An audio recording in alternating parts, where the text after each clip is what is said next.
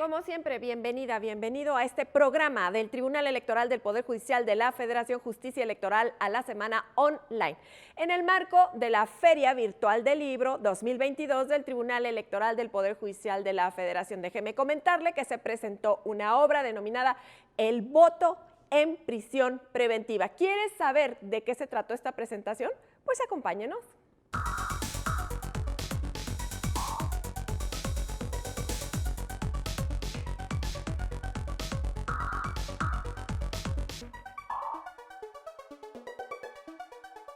Y para hablar de este tema que ya le he comentado, ya se encuentra con nosotros Carlos Rubén Eguiarte Mereles, quien es consejero del Instituto Electoral del Estado de Querétaro, a quien le doy la más cordial bienvenida. Consejero, además, coordinador de la obra que se presentó en la Feria Virtual del Libro del Tribunal Electoral. Bienvenido. Muchas gracias, Lucy. Qué gusto saludarte a ti y a todos quienes siguen el programa a través de las plataformas del Tribunal Electoral del Poder Judicial de la Federación. Pues es un gusto que nos acompañes, consejero, y yo quisiera, empezar preguntándote, ¿cuál crees desde tu perspectiva de una autoridad administrativa electoral local, cuál es la importancia de la Feria Virtual del Libro del Tribunal Electoral? ¿Cómo podríamos verla en perspectiva? Fíjate, Lucy, que en principio yo diría que el tribunal se ha tomado muy en serio la difusión de la cultura democrática. Me parece que ha leído muy bien la necesidad que hay en México de especializarnos en materia electoral. Ha sido una materia que, como sabes, es muy dinámica y que requiere siempre profesionales, mujeres, hombres, que se encarguen de esta tarea de tan alta especialización. Y creo que lo ha hecho de manera particular con una producción editorial muy importante, muy vasta, con grandes plumas, muy didácticas, muy interesantes por los temas que tocan también. Pero también me gustaría destacar, porque soy testigo de ello, del gran esfuerzo que se hace a través de la Escuela Judicial Electoral a manos de su directora, la doctora Gabriela Rubalcaba.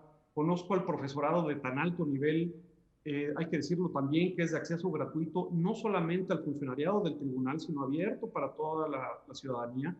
Y eso te digo, soy testigo porque soy egresado de la maestría de Derecho Electoral allí en la Escuela Judicial Electoral, por lo que sé de cierto, pues, que es un profesorado muy comprometido y que finalmente me parece que suma con esta alta producción editorial. Y bueno, pues esta feria del libro, que es ya pues una tradición en el tribunal, se constituye como un espacio idóneo, digamos, para la reflexión, para el análisis de ciertos temas, y que además hay que decirlo, son temas propios de un tribunal abierto. El hecho que se generen espacios para que se puedan discutir temas, para que se puedan analizar sentencias, como es el caso que nos ocupa. El voto en prisión preventiva es una obra colectiva que participan varias personas, pero que surge a partir de una sentencia de la Sala Superior. Y estos espacios me parece que son los que hacen de gran valía a esta feria, en este caso virtual, ¿no?, del tribunal, y que me parece pues es un esfuerzo que vale la pena continuar. Bueno, ya ubicados en el contexto y ya con este planteamiento que hace nuestro invitado, pues yo te preguntaría, ¿consideras que esta sentencia del Tribunal Electoral marca un antes y un después? Estamos hablando del voto en prisión preventiva. Sí, efectivamente. Me parece importante que quienes nos ven, nos escuchan, entiendan un poco el marco de esta sentencia. Estamos hablando de la sentencia que recae el expediente sub JDC 352 de 2018, que fue aprobado por la Sala Superior en febrero de 2019, y que se trata de un asunto muy complejo. Es una solicitud de dos personas indígenas, tzotziles, que estuvieron presos en el Amate, en el reclusorio del Amate en Cintalapa, Chiapas, y que estuvieron esperando 15 años a recibir sentencia.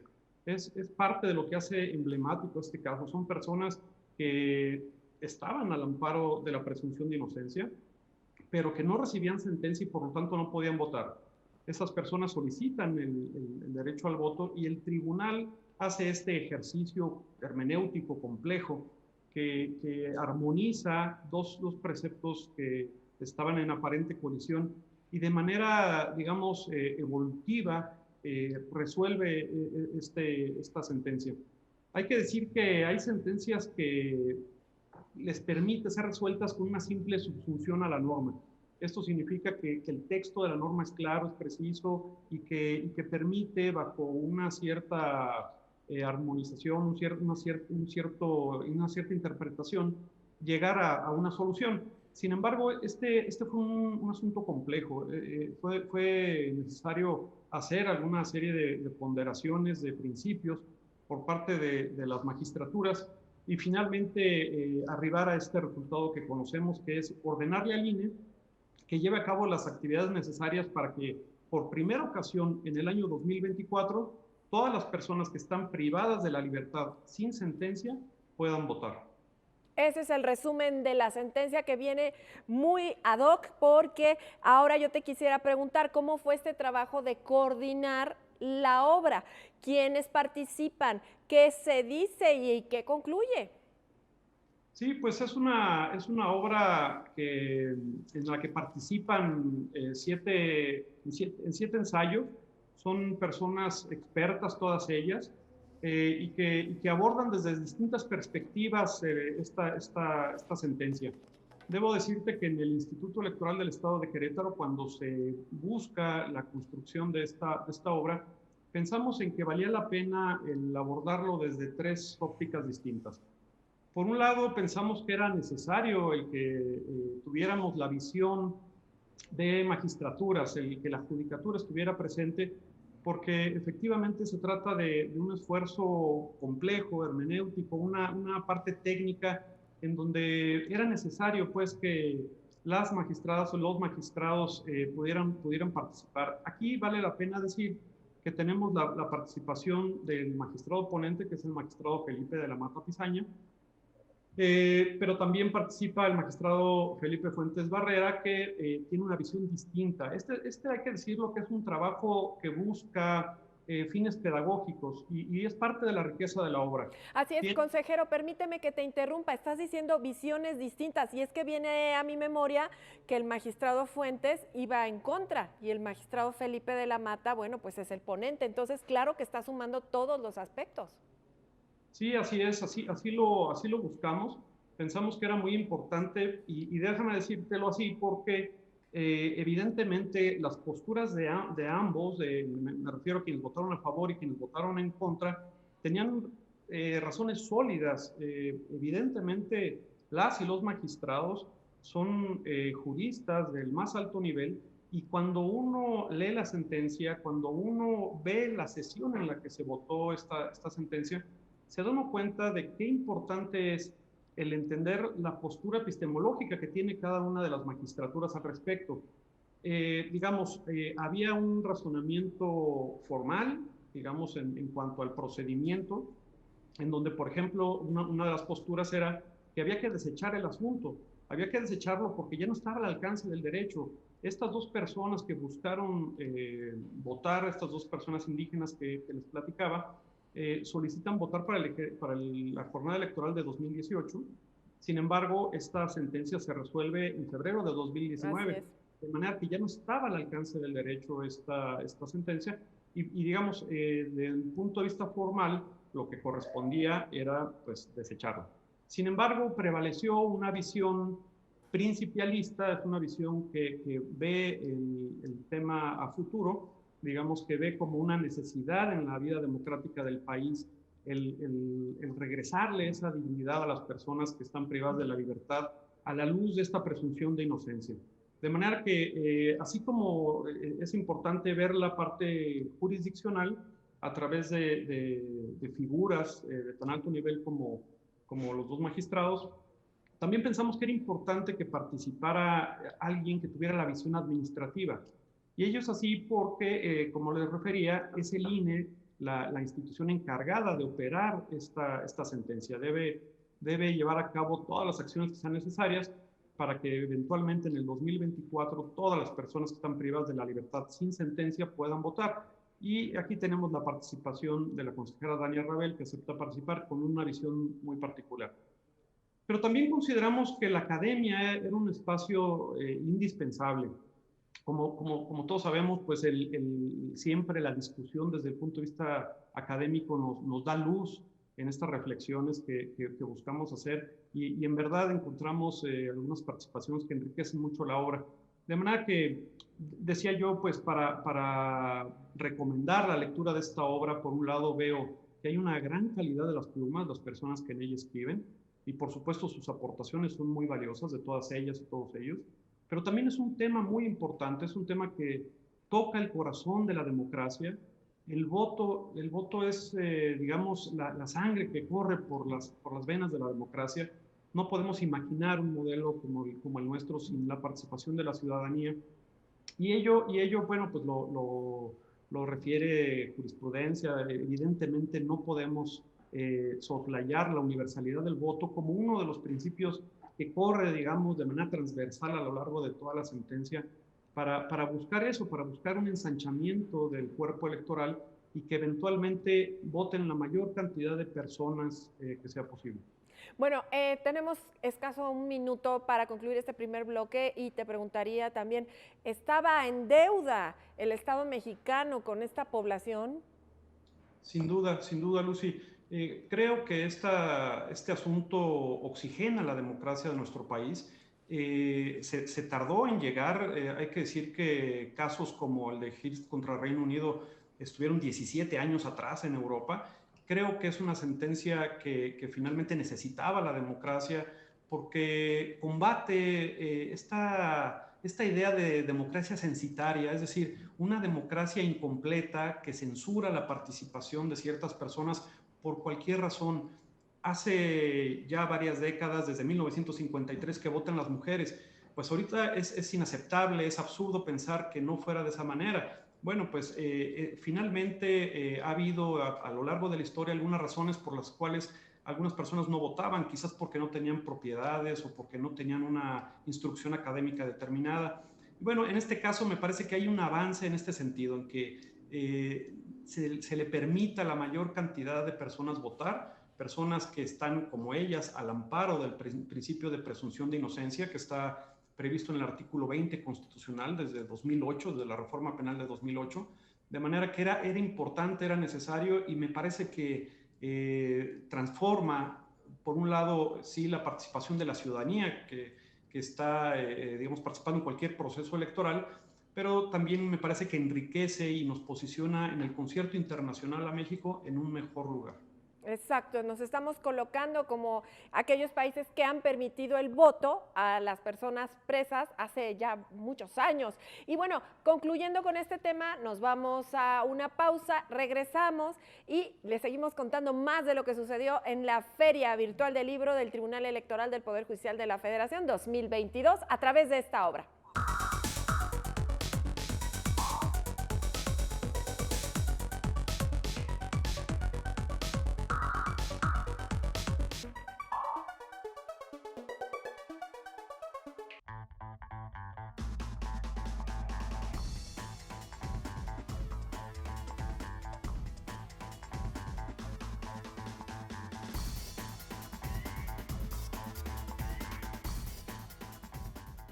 Nos acaba de sintonizar, estamos en Justicia Electoral a la Semana, un programa del Tribunal Electoral. Estamos hablando de la Feria Virtual del Libro 2022 y estamos con una obra que se presentó precisamente en este evento que se llama Voto en Prisión Preventiva. Consejero, estamos pues a punto de llegar a las conclusiones. Estamos hablando con el consejero Carlos Rubén Eguiarte Mereles de Querétaro y yo quería preguntarle en este momento, ¿la dimensión individual y la dimensión colectiva la podemos percibir en este libro?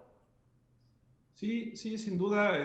Me parece que la parte central del mensaje que tenemos es privilegiar el voto de las personas, es ensanchar el cuerpo electoral, esa es la descripción que hace jurisprudencia del tribunal respecto de la universalidad del voto. Entonces, siendo el voto tan importante, deberíamos de verlo con claridad en estas dos dimensiones que bien mencionas. Por supuesto que hay una dimensión individual, es muy importante la parte de la dignidad que le da a la persona, el trato igualitario que tenemos todos al momento de votar. Cuando estamos frente en la mampara, en la intimidad de la mampara, cuando vamos a depositar nuestro voto, somos todos iguales en valor, en dignidad. Eso es muy importante para el desarrollo de una democracia. El voto de todos cuenta por igual.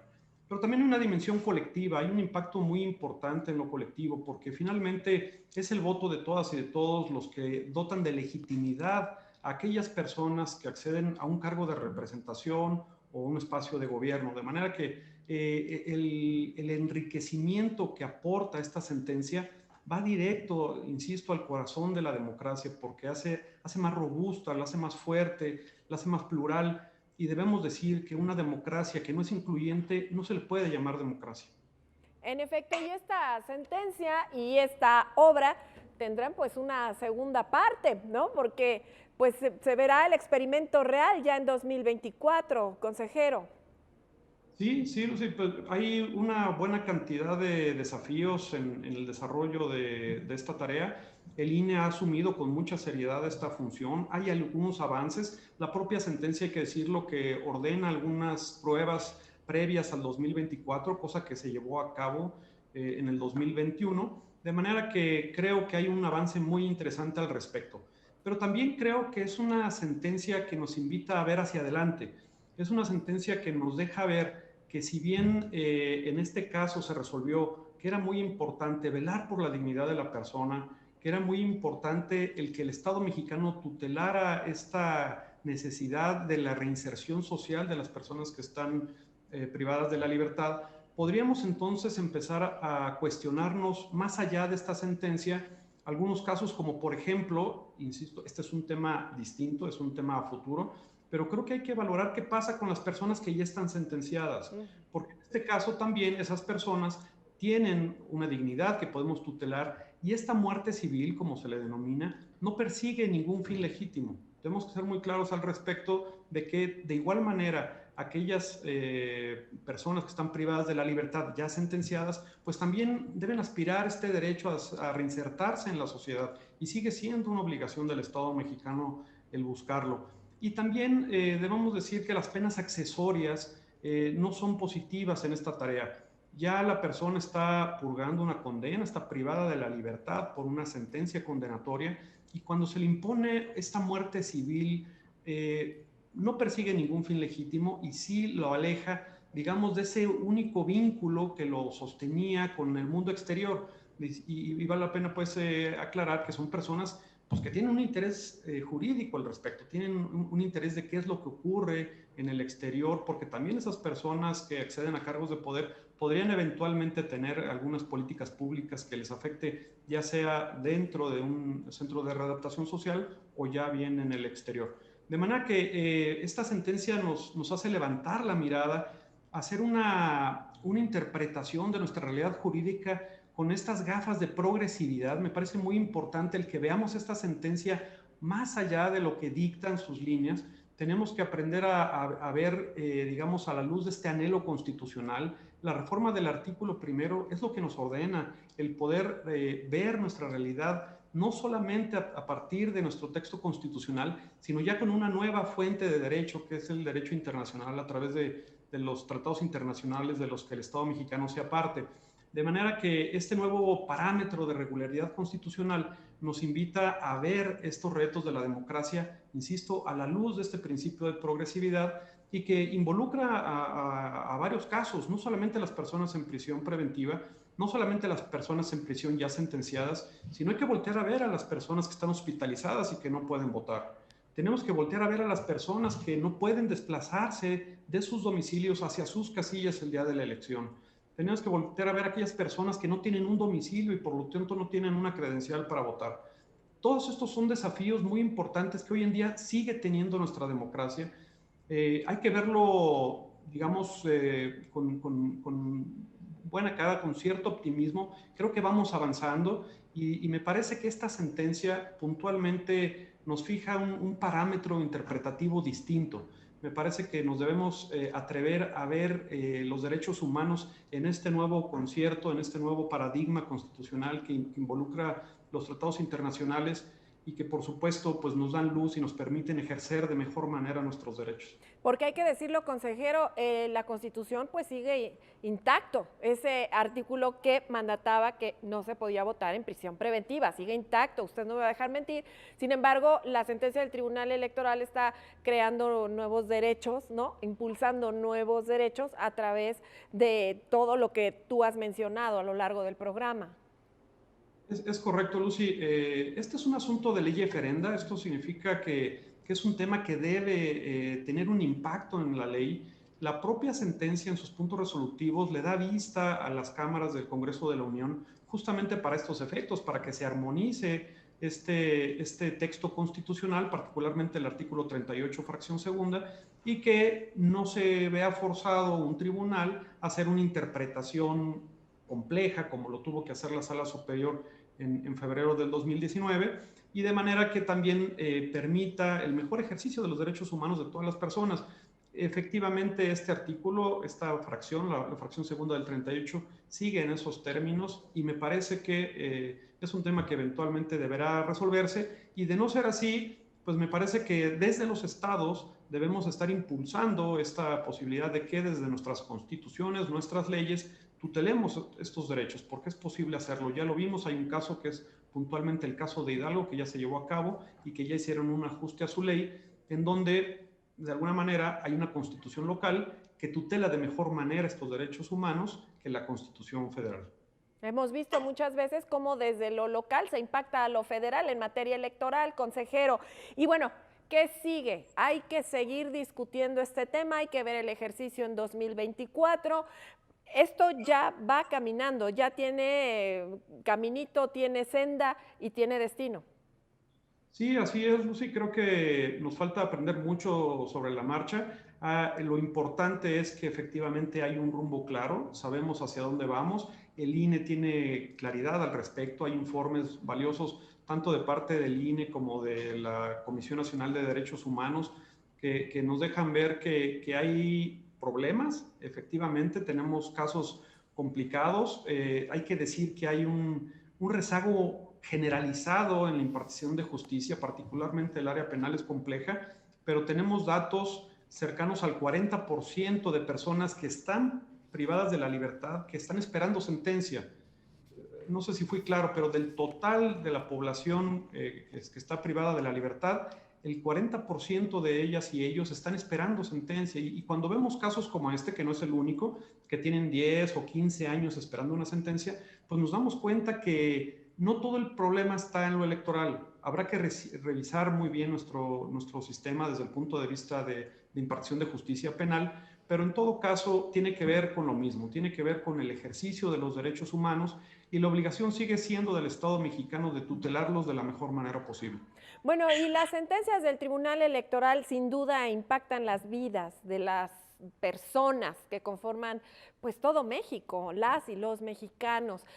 ¿De qué serviría o cómo podrías explicarle en palabras sencillas a la población que esta sentencia cambia la vida de muchas personas? ¿De qué sirve que voten las personas en prisión preventiva? Es la pregunta. Es muy interesante la pregunta, Lucy. Me parece que hay un tema que habla, digamos, de la genialidad detrás de esta sentencia. Mira, el artículo 99 de la Constitución prevé que las sentencias de la Sala Superior tienen efectos al caso concreto.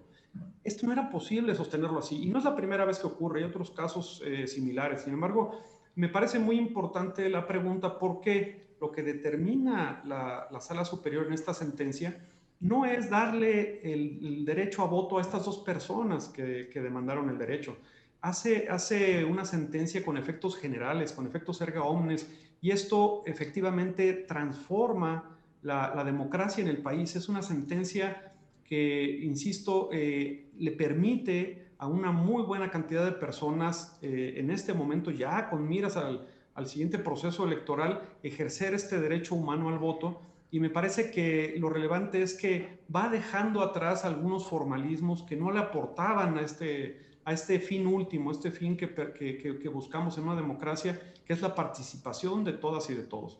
Me parece que es un buen ejemplo, insisto, es una pauta interpretativa muy interesante para que casos futuros que eventualmente estarán llegando, insisto, puede ser el de las personas ya sentenciadas, que los podamos ver a la luz de esta sentencia y con estas gafas que decimos, estas gafas de progresividad que nos permitan ver, digamos, con la mirada más puesta en lo alto y privilegiar siempre, ese es el anhelo constitucional, el privilegiar el ejercicio de derechos humanos, no solamente a la luz de nuestra Constitución, sino también a la luz de tratados internacionales. Exactamente. Y bueno, ya vamos a cerrar el programa y si estamos hablando de la obra, tenemos que decir quién la edita, ¿no? Quién está detrás de todo este proyecto, sin duda el Tribunal Electoral, pero hay también grandes aliados. Sí, así es. Bueno, el Instituto Electoral del Estado de Querétaro hace varios años que está haciendo un esfuerzo importante en materia editorial. Contamos con la generosidad de muchas y muchos funcionarios del Tribunal Electoral del Poder Judicial de la Federación que han colaborado en estos ejercicios y la verdad es que trabajar siempre con el sello de Tirant Lo Blanche es una garantía de calidad en estas obras. De manera que yo diría, con la casa editorial que nos impulsa, con un tema tan relevante como es el voto de las personas, en particular en este caso en prisión preventiva, y arropadas, digamos, por esta alta calidad de las plumas que participan en ella, pues hace de esta obra realmente algo que vale la pena leer. Debo decir también que como es una edición propia del Instituto Electoral del Estado de Querétaro, es de acceso libre para todas las personas interesadas. La pueden consultar, pueden descargarla de manera gratuita en la página del Instituto Electoral del Estado de Querétaro, que es www.ieeq.mx